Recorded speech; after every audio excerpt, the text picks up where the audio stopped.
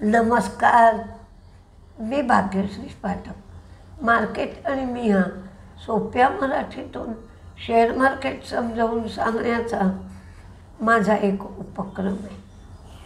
आज तुम्ही डेटा बघाल तर फारसा काही बदल दिसत नाही. बॉन्ड यील्ड पण 4वरच आहे, क्रूड 67वर आहे, डॉलर इंडेक्स 96.97वर आहे. थोडासा डॉलर इंडेक्स 98वरनं कमी होतो आहे.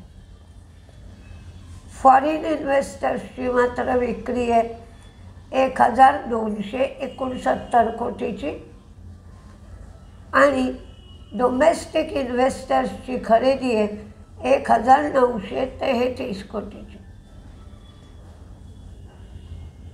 बऱ्याच जणांना ऑर्डर मिळालेल्याच्या आज बातम्या पुष्कळ आहेत.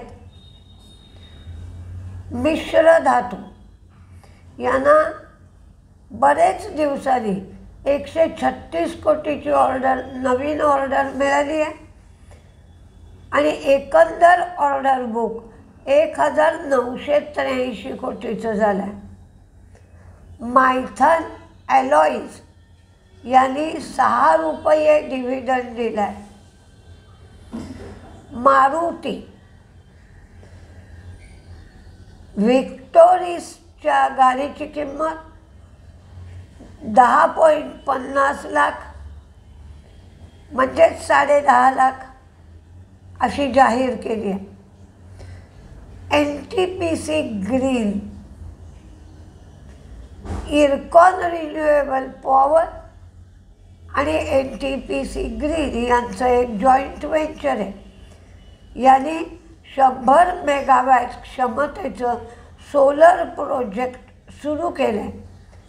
एकंदर क्षमता 500 मेगावॅटपर्यंत त्यांना न्यायची आहे.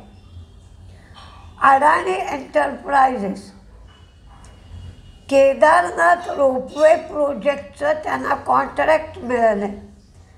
यासाठी अर्थात LOA मिळालं आहे. 4081 कोटीचं हे कॉन्ट्रॅक्ट व्हॅल्यू आहे. हा रोपवे सोनप्रयाग ते केदारनाथच्या मध्ये बनवला जाणार आहे. 6 वर्षांनी हा रोपवे पूर्ण होईल. जॉन कॉकरिल यांना टाटा स्टीलकडून 80 कोटीची ऑर्डर मिळाली आहे.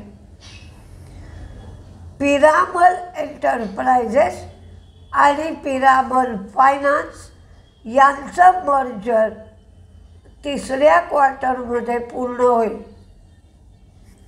NCC Nagarjuna Construction Bihar water डिपार्टमेंटकडून 2090 कोटींची ऑर्डर मिळाली. विप्रो क्राऊड स्ट्राईक बरोबर त्यांनी भागीदारी केली आहे. तर या दोघांनी मिळून सायबर शील्ड MDR लॉन्च केलं आहे. हे एक AI powered unified managed security service आहे. ट्रान्सरेल या ट्रान्सरेल लाइटिंगला 421 कोटीची ऑर्डर आफ्रिकेतून मिळाली आहे. हे नवीन मार्केटमध्ये आफ्रिकेतल्या नवीन मार्केटमध्ये गेले. ट्रान्समिशन कॉन्ट्रॅक्ट ऑर्डर आहे आणि ही ऑर्डर 3500 कोटीची आता टोटल ऑर्डर बुक झालं आहे. तेगाला 4000 कोटीचं फंडिंग मिळणार आहे. आता अमेरिकेत काय चाललं आहे तर FOMCची आज बैठक आहे. चीनने अमेरिकेचे जे 2 चिप मेकर आहेत त्यांच्यावर अँटी ट्रस्ट इन्व्हेस्टिगेशन करणार म्हणून घोषणा केली आहे. त्यामुळे अमेरिकेत चलबिचल आहे. अमेरिकेने लगेच टिकटॉकच्या संबंधात वार्ता सुरू केली आहे. जर आणि ते असं सांगतायत की ByteDance ह्या चायनीज कंपनीकडे टिकटॉकची ओनरशिप आहे. तर या ByteDanceनी त्यांची ओनरशिप कमी करावी, दुसऱ्या डायव्हेस्टमेंट करावी.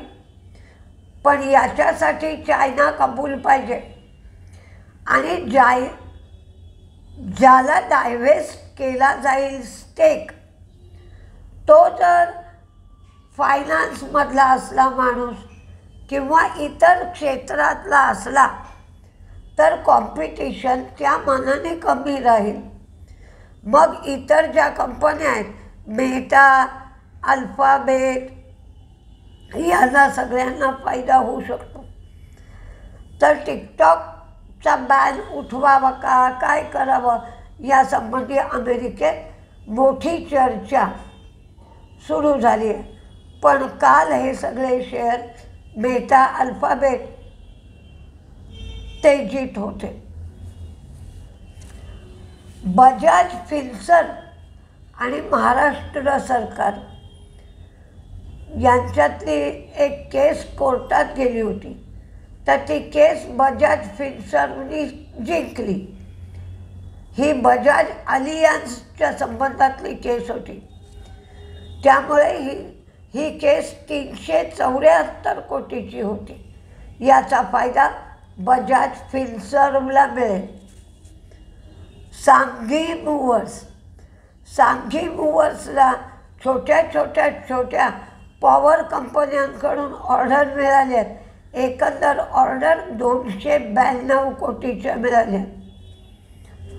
आज कमॉडिटीमध्ये ज्यांना ट्रेड करायचं आहे त्यांनी चांदी आणि कॉपरकडे ध्यान द्यायला पाहिजे. ITR म्हणजे इन्कम टॅक्स रिटर्न भरण्यासाठी काल काहीतरी प्रॉब्लेम आले होते म्हणून 1 दिवस वाढवून दिला आहे.